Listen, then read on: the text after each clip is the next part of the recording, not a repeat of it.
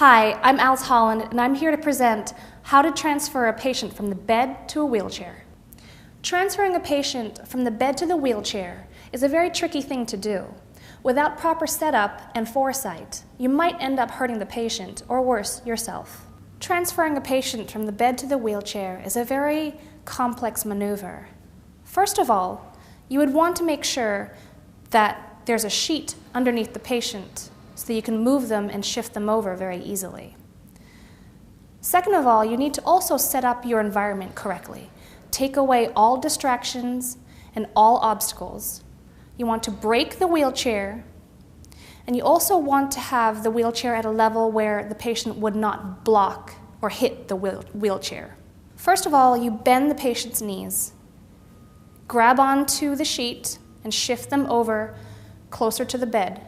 The closer the patient is towards you, the less you will have to work and the less back injury you will incur on yourself.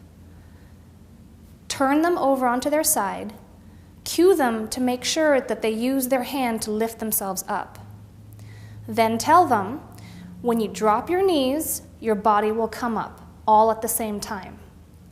This will make things a lot easier for you, and you will work a lot less hard in maneuvering the patient. Place the gait belt around the patient's waist. It is important to use a gait belt because then that way you won't have to drag on their shorts, pants, or shirt.